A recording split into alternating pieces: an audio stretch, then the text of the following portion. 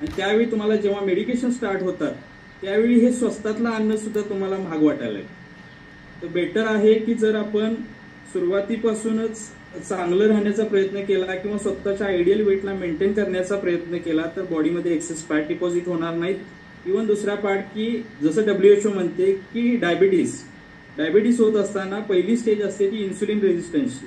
की ज्या ठिकाणी बॉडीमध्ये आपल्या प्रोटीनच्या खाण्यामुळं हाय कॅलरी कंटेंट खाल्यामुळं की जे बऱ्यापैकी मॅक्झिमम प्रोटीनच्या खाण्यामध्ये सिंपल कार्ब्स खूप राहतात की ज्याचं फक्त आणि फक्त बॉडीमध्ये फॅटमध्ये कन्व्हर्जन होतंय. जेवढं गरजेचं आहे ऊर्जेला तेवढं वापरलं जातं, अतिरिक्त चरबीच्या स्वरूपात स्टोअर होतंय. आणि जेव्हा आपल्या पेशींच्या भोवती ह्याचं डिपॉझिशन किंवा आवरण होतंय त्यावेळी ऍक्च्युली आपल्या बॉडीमध्ये नव्याने जे काही आपण खाल्लेल्या अन्नाचं जे काही ग्लुकोज आहे ते पेशींमध्ये जाण्यापासून त्याला रोखलं जातं त्या एक्सेस फॅटमुळं आणि आपल्यामध्ये इन्सुलिन रेझिस्टन्स क्रिएट होतो आणि त्या व्यक्तीला